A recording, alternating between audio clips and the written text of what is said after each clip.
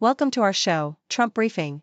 Today, we dive into the Supreme Court's recent decision allowing the Trump administration to deport Venezuelan migrants under the Alien Enemies Act, but with a twist: they must first have a court hearing. This ruling has sparked a heated debate among justices and immigration advocates alike, raising questions about due process and the future of immigration policy. In other news, Democratic-led cities and states are pushing back against the Trump administration's threats to cut school funding over DEI programs. States like Minnesota and New York are standing their ground, refusing to comply with federal demands, while Chicago's mayor is even prepared to take legal action.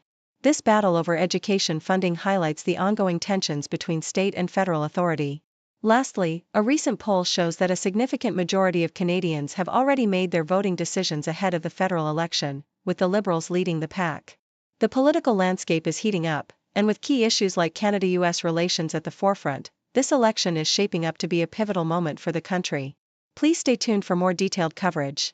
The Toronto Star reports that the Supreme Court has granted the Trump administration the authority to deport Venezuelan migrants using the Alien Enemies Act, a law dating back to the 18th century. However, the court emphasized that these individuals must be given an opportunity to contest their deportations in court before any action is taken. This ruling comes after the administration's previous deportations, which occurred without judicial review, and highlights the ongoing tensions between the White House and the federal judiciary.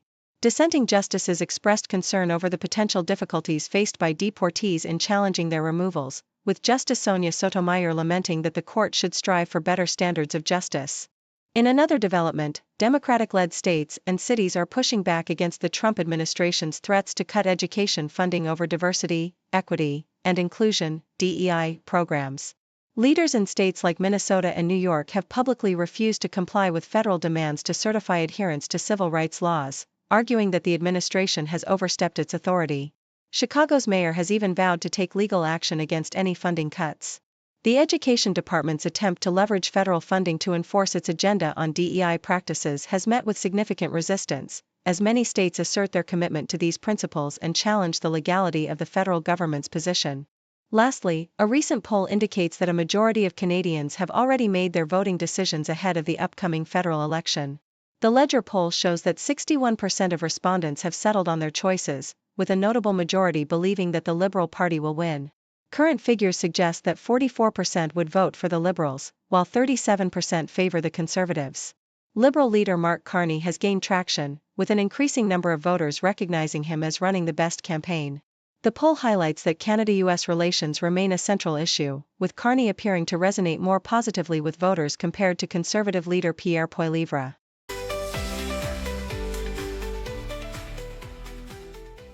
The Toronto Star reports that U.S. Trade Representative Jamieson Greer faced significant scrutiny from lawmakers as a new round of tariffs looms, raising concerns about the ramifications of President Trump's trade policies. During a Senate Finance Committee hearing, Greer defended the tariffs as essential for addressing a national manufacturing emergency and reducing trade deficits. Despite Canada being exempt from the global tariffs, it still grapples with automobile, steel, and aluminum tariffs, alongside potential economy-wide tariffs related to fentanyl. Senators from both parties voiced apprehensions about the adverse effects on industries such as tourism and the risks posed to small businesses due to these policies. In a related development, the stock markets in Canada and the U.S. showed signs of recovery following a tumultuous period triggered by Trump's tariff announcements. The S&P/TSX Composite Index and major U.S. indices like the Dow Jones and S&P 500 saw significant gains, bouncing back from the losses that had sparked fears of a recession. This market volatility reflects the ongoing uncertainty surrounding trade relations, with Trump hinting at potential deals with South Korea and other nations. The Canadian dollar slightly strengthened, alongside a rise in oil prices, while gold and copper also saw price increases, indicating a complex interplay of economic factors amid the tariff-related turbulence. Meanwhile, Scotiabank's CEO Scott Thomson emphasized the need for Canada to adopt a growth-first agenda as the country navigates these challenging economic times. Speaking at the bank's annual meeting, Thomson highlighted that Canada must stop relying heavily on external relationships and focus on enhancing domestic capacity. Without directly addressing U.S. tariffs, he called for the removal of internal trade barriers and urged investment in infrastructure and skilled workforce development to drive growth. Thomson's remarks underscore the urgency for Canada to innovate and adapt in an increasingly volatile global economy, positioning itself for sustainable growth in the face of external pressures.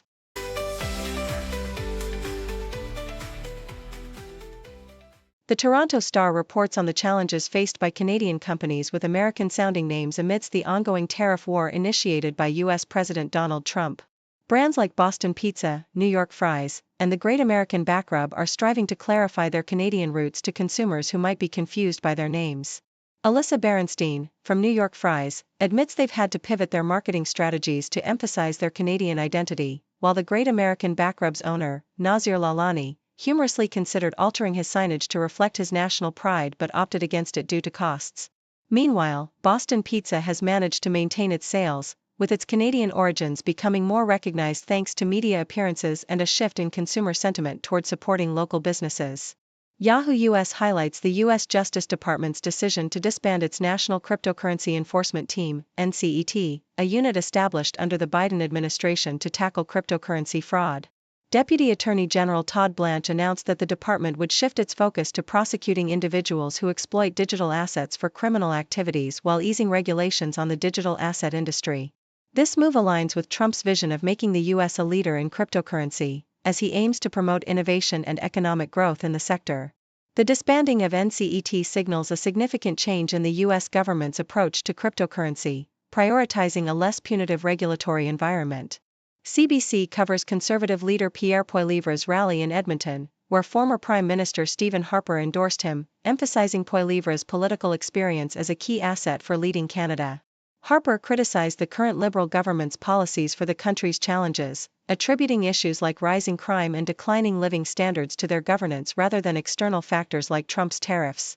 Poilievre, echoing Harper's sentiments, proposed a streamlined approach to resource project approvals to reduce dependence on the U.S. market, aiming for efficiency without compromising safety standards. His ambitious plan includes a one-stop shop for project applications and a promise to expedite approvals for several stalled projects, although critics argue that focusing on fossil fuel infrastructure may not align with sustainable development goals.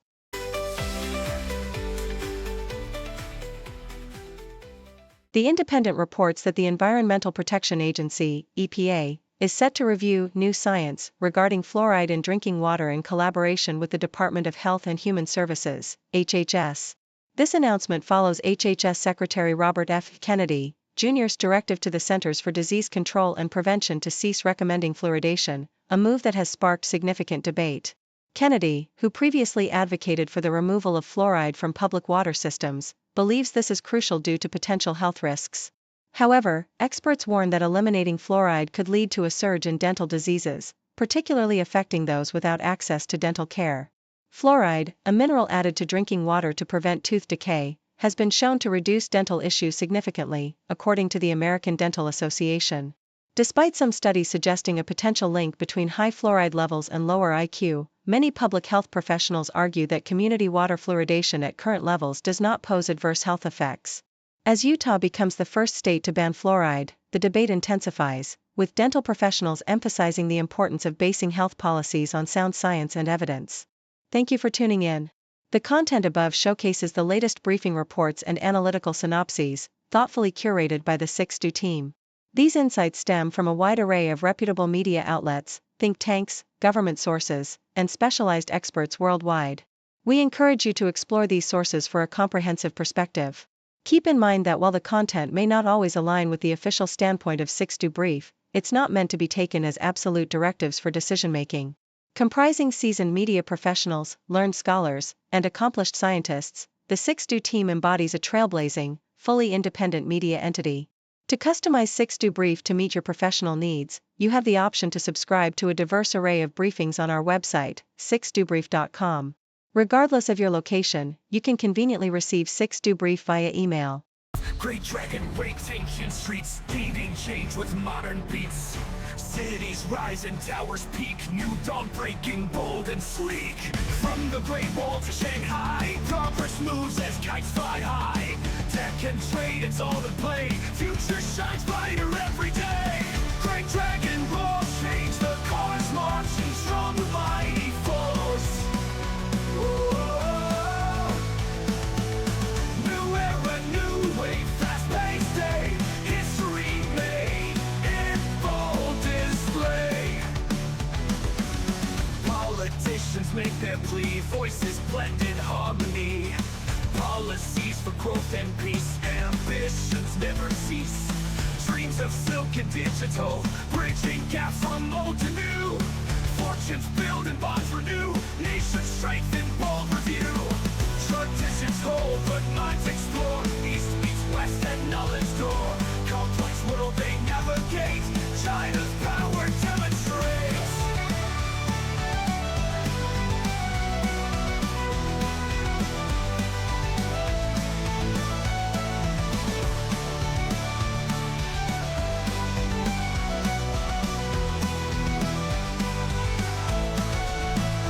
From the Great Wall to Shanghai, progress moves as kites fly high.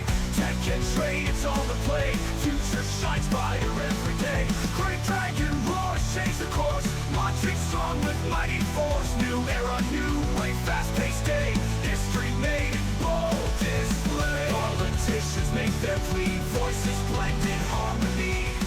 Policies for growth and peace, ambitions their growth and peace. New era, new way, fast-paced day. History made in bold display. History made in bold display. Politicians make their plea, voices blend in harmony. Policies for growth and peace, ambitions never cease. Dreams of silk and digital, bridging gaps from old to new. Fortunes build and bonds renew, nations strengthen, bold review. Traditions hold but minds explore, East meets West at knowledge door. Complex world they navigate, China's power never cease. Dreams of silk and digital, bridging gaps from old to new. Fortunes build and bonds renew, nations strengthen, bold review. Traditions hold but